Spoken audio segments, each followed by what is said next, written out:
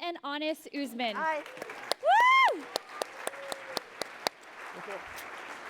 Thank you. Thank you so much. Thank you for Thank being an you. inspiration to women everywhere as well. Thank you Thank you. for that nice introduction. Standing ovation. Standing ovation, I haven't even done anything yet. I love it, easy work. Everyone, thank you very much. We're happy to welcome Barbara Corcoran to Startup World Cup Grand Finale. A round of applause for Barbara, one more time. Thank you. So Barbara lives in New York, but she actually agreed to fly 6 hours. Barbara, why did you do that? For the obvious reason, I would miss this thing for the world. Come on, the World Cup, the Pegasus World Cup, come on, this doesn't happen every day. You know you're somewhere special today. I'm here too. Thank you, Barbara. So Barbara, I think most of our audience today is entrepreneurs from all over the world. My people. Yes, and we also have a lot of investors. So we have two different types of people here. Yes. Okay? So I think we want to know about you and your life story. So please tell us about your early life, how you got started, how you become an entrepreneur, how you become so successful. Well, those are a lot of questions. I think early life is very important. It kind of sets you in a direction. And I had a privileged early life because I had a mother and father who really, really loved me. And as I've gotten older, I realized that was the main card to have. My mother was a powerhouse. She raised 10 kids in a 2-bedroom flat. And we had the most organized house in town. I adored my mother. My father was my mother's 11th child. And what my father did for me more than anything else in the entrepreneurial world is he quit his job every year. And in quitting his job every year, he taught us insubordination. He hated every boss he ever had. So his 10 children, 9 of them grew up as entrepreneurs. I think that's pretty remarkable. My mother, on the other hand, taught me organization. And she taught us each to believe in ourselves. That was the very beginning of my life. I think just as important in molding who I became was the idea that I had 22 jobs by the time I turned 23. I think we mentioned that already. But why that was so important is because I was accustomed to working hard. I started working at 11, we all did. And I watched my mother work so hard to support us. And I never saw her sleep until she was dead, believe it or not. Is that sad to say? She never laid down that I remember. My father always worked 2 jobs, one at night and the one he always got fired from in the daytime. He kept the night job for about 14 years washing trucks, but he always lost his day job somehow.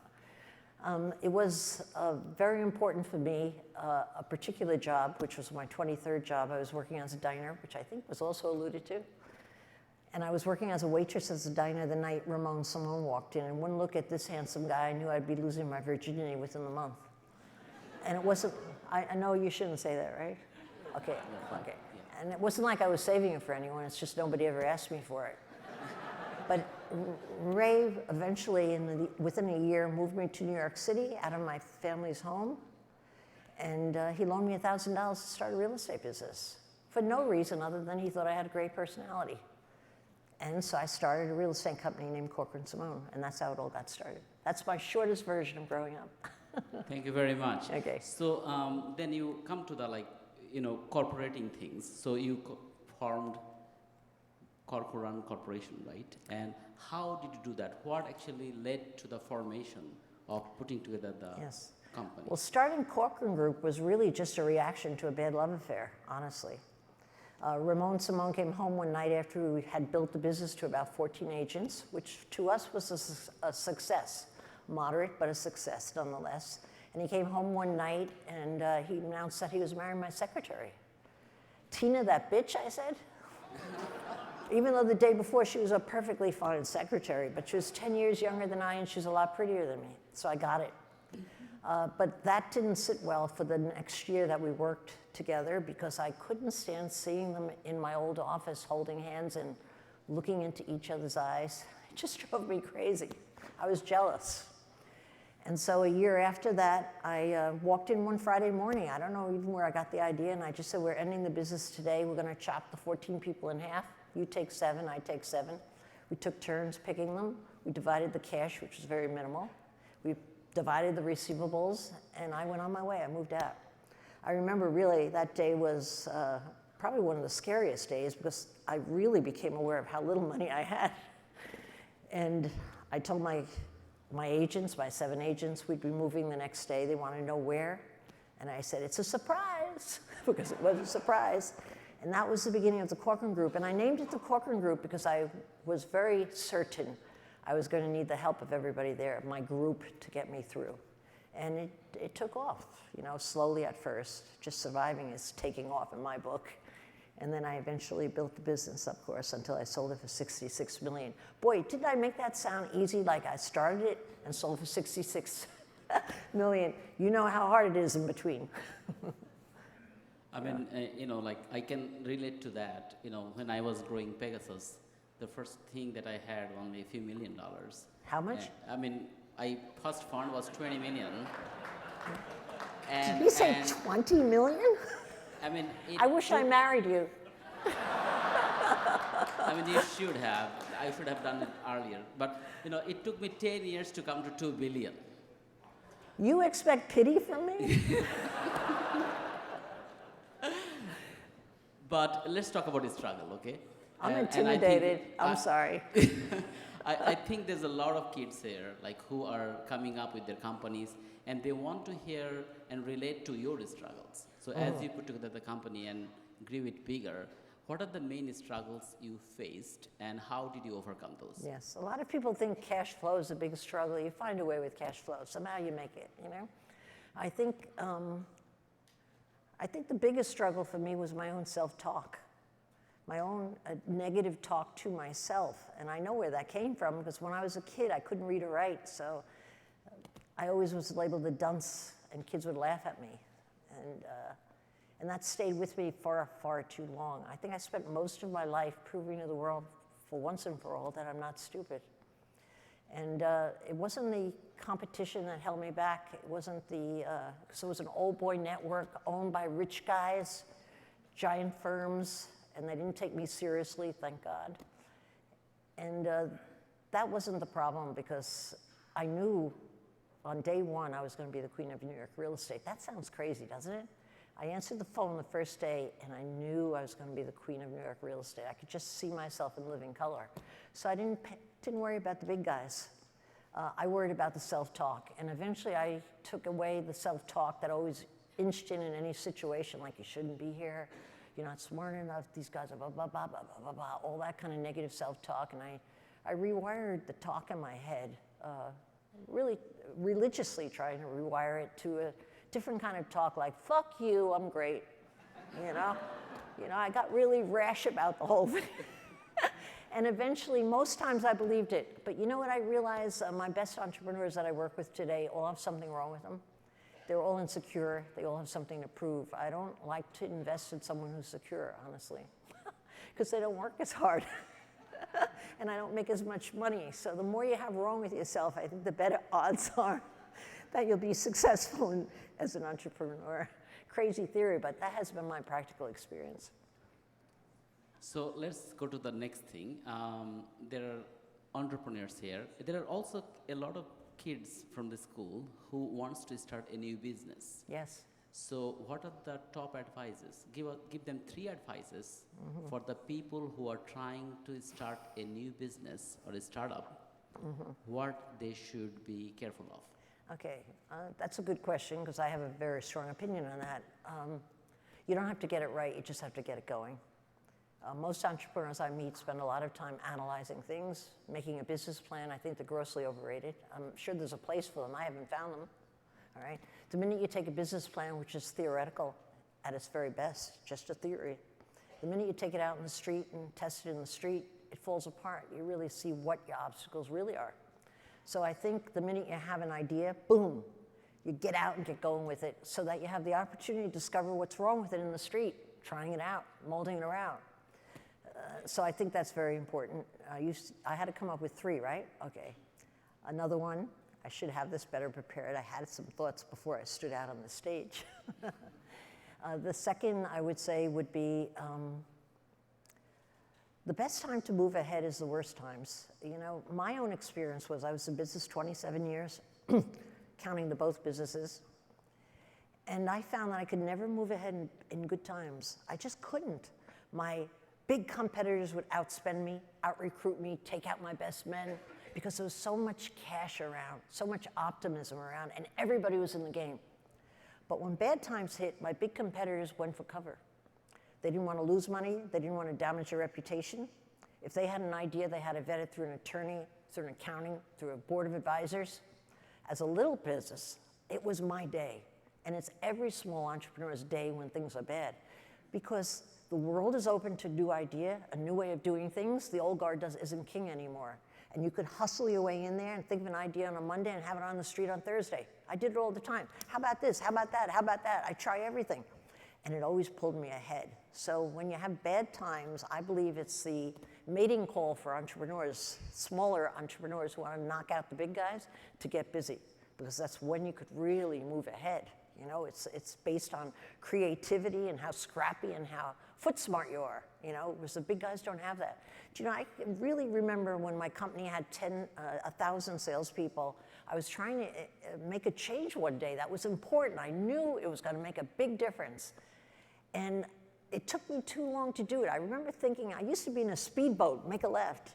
And I remember thinking, I feel like I'm in a cabin cruiser and I have to say, clear the deck. You know, it took me forever to make that turn, and I realized who I had to be afraid of was not my direct rivals, but I started watching the new kids on the block because they were coming and gunning for me. You know, so the little guy always has the corner on creativity and pulling ahead in bad times. And the last is, if you aren't particularly adept at dealing with rejection, you should be an entrepreneur. I think entrepreneurship is nothing more than a series of overcoming obstacles. And I have found that my best entrepreneurs, myself included, I consider myself a best entrepreneur, are very adept at getting back up. They can take a hit better than the average guy, better than the average entrepreneur. So if by your nature someone hits you on the head and you're too stupid to lay low, you keep coming back like, hit me again, chances are you're going to be phenomenally successful. But if you have a hard time taking rejection and you spend a little time feeling sorry for yourself, a day is about it. But if you're going to spend 2-3 days feeling sorry for yourself, forget it. It's not the right field for you. You should be working for someone else. I really believe every entrepreneur I've ever invested in who has turned out spectacular is like a jack in the box. That kind of, you push a head down, they keep popping up. You push them down, pop them up. It's the nature of an entrepreneur is to overcome obstacles, and I think that is key to ask yourself, are you that individual? Thank you, Barbara. Thank you. Thank you. Thank you. So we know Barbara because of Shark Tank that you watch on the TV every day or every week. So who knows Shark Tank? Raise your hand. Everybody does. Terrific. That's good for money. Right. So, you know, there are other casts in Shark Tank, and I always wanted to ask this question to Barbara. I always thought that Kevin O'Leary is her secret boyfriend. I never said that. I'm just telling you that. So who is your most favorite investor in Shark Tank? Oh, it's easy question. Mark Cuban. He's the richest. And he does my math for me and they don't film it. I said, how much should I offer? And he tells me, how much was that? And he figures it out. So Mark's my favorite, but you're not going to ask me who my least favorite is? So my next question is the one I wanted to ask. Who is your least favorite shark in Shark Tank? Good question. Kevin. You know why? Because he's really a bully and he takes it too far. A lot of how he beats up those entrepreneurs get cut, edited, because it's too painful to watch. So we have editors, thank God for editors. But that always annoys me about Kevin. But you know what really bugs me about Kevin, other than being a bully, a natural born bully? He's great for the show. I got to give him that. He is a cheapskate. And you wouldn't know that looking at him. And I'll tell you a story that I have many of them, but I'll give you the shortest one I know to tell you. He comes to my house. I invite him to a private dinner in my home in LA. I said, there'll only be 4 people there, Kevin. Would you like to come? Sure, I'll come. He shows up with 6 of his friends that he hardly knew in my home. And just as I was ready to kill him, He shows me a big bottle of wine, big red bottle of wine. You know, I don't know what size that is, those big guys, you know. And he says, do you know I paid $3,000 for this? I said, oh. I started softening a bit, and I said, well, good, go open it up. And he says, oh no, I just brought it for you to look at. That's cheap. And he meant it. He took it home with him, and his 6 friends, and I didn't like any of them, were at my table. I had to get an extension. So one advice that you got from Barbara today, never invite Kevin O'Leary to your home. You got it. Let's not do that, okay? Very good. All right, so let's go to the serious talk. So Barbara actually invested into more than 100 ventures. And I'm sure that, Barbara, you have experienced some success across a specific domain, right? Yes, of course. So which are the areas you, from your investment experience, was the most successful, and which are the areas were not that successful? You're saying areas or individual companies? I mean areas. Let's talk about the areas. You know, I'd never even looked at the areas. I couldn't tell you. I tend to find myself in a lot of food spaces often because I like cooks. They're lovely people. But rather than the areas, for me, I invest in the people. I don't care what they do for a living, honestly. I'm just trying to size up the person and ask myself, will they make it to the finish line? I just sit there, and every question I listen and see through that lens. And when I have invested with my gut on people that I trust, I always make money. And when I fall for the business plan or the projection or how well they've done and ignore the fact that, I don't know, something about this guy. When I buy into those businesses, I find out what the something about this guy is in about 6 months' time, okay? So for me, it's a game of investing in the right people. And you'll find yourself too, when you're in business for a long time, who you do business with, who you can trust, who comes through for you is everything. It's everything more than brain power or more than business plans or what have you. Yeah, so for me, I invest in the individuals, always, yeah. Thank you, Barbara. So I think one of our investment was in a company called Comfy. Oh yeah, that's and, a hoot. You invested $50,000 into the company. Yes, And for I a think third of after- the business. That's correct. And then for 1/3 of the business. Yeah. And then after 3 years, they had about close to 460,000+ in sales. No, they had 465 million in sales. Wow. So that's Little thank you for difference. correction, yes. So what is it that get them going? What is it that made them so successful? It's a bad one to pick. I'll tell you why. They were in the right place at the right time. Simple as that. I'm not disparaging them, but there were 2 guys. One was unemployed for 5 years. One was a videographer, I think, or a camera guy on a set or something. And they had this idea to make an oversized sweatshirt. And they didn't know what it was going to cost. They handmade it. They were both wearing it. I don't know if you saw that one on Comfy. But they were a lot of fun. I thought these guys would be a blast to have a beer with. And that's why I bought them. I know it's not the right idea, but I really liked them. They were fun-loving. And I thought for $50,000, they deserve a break. And they're willing to give me a third of their business, so I'll take a big chunk. Never did I see that coming, but it was the beginning of COVID. Everybody was at home. They wanted to cuddle, and their Comfy made people feel good, all right? And they were on Shark Tank that particular night, and they were actually called in last second because somebody didn't show up. They were in the right place at the right time.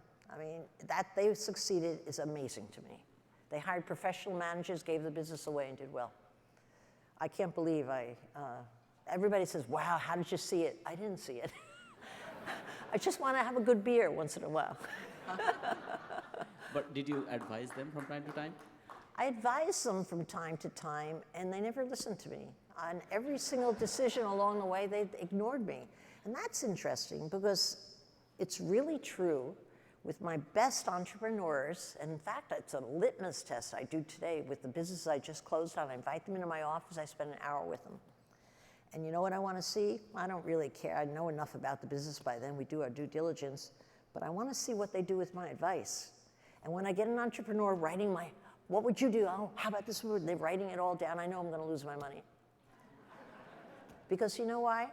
The great entrepreneurs listen. They do exactly as they please. That's another mark of an entrepreneur.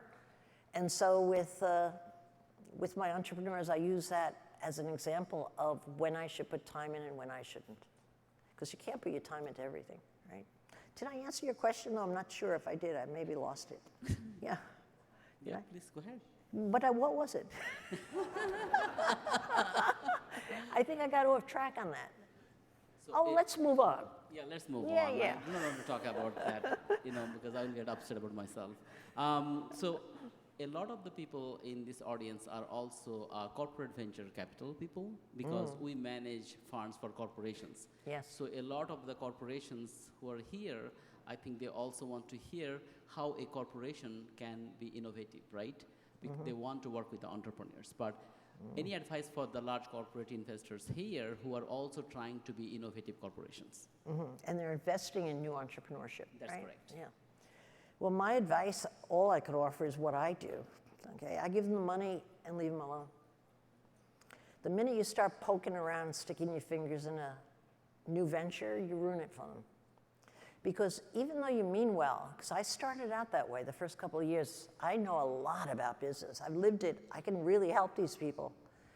But I'll tell you something, they either felt obligated to listen to me, they second guess their gut decision, things go awry. So I basically follow the same procedure. I say, I'm here, you got the number, call me if you need me. Anything I could do for you, I'm happy to do. And you know what? The good ones never call. It's so strange, isn't it? You're going to think, you're not going to respect me, actually, after this whole thing. But when someone's sitting in my office and they bring a legal pad, it's the kiss of death, a legal pad, and they're writing everything down, I'm like, oh, God, I lost that money. And in my office, I have every entrepreneur. I think there are 148 businesses in frames, pictures of them, singular, groups, pictures.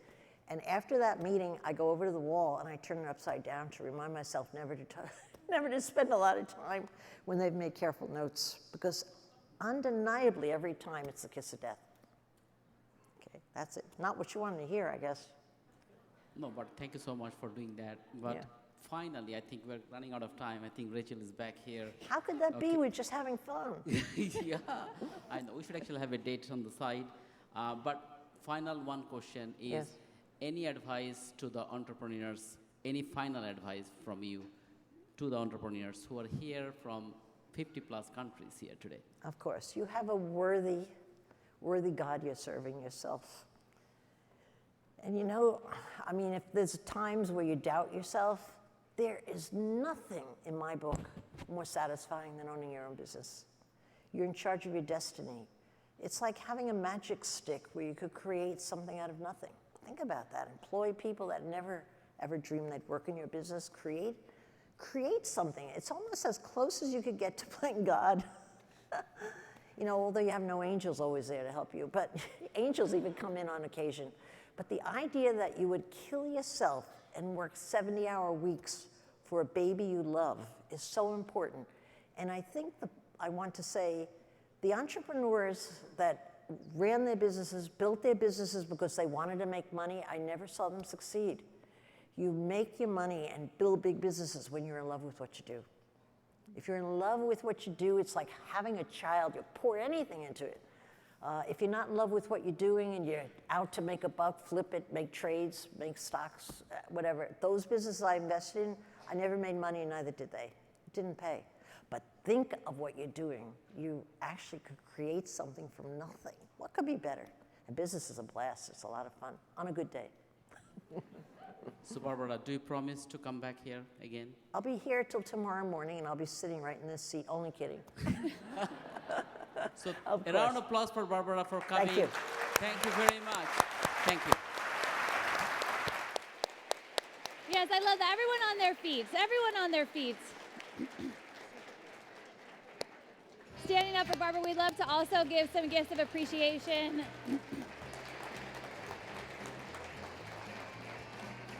Thank you so much, Barbara, for sharing all your amazing insights with us.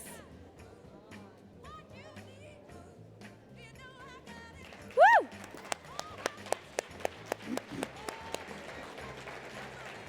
Thank you again, Barbara. Who was inspired by that talk? Anybody?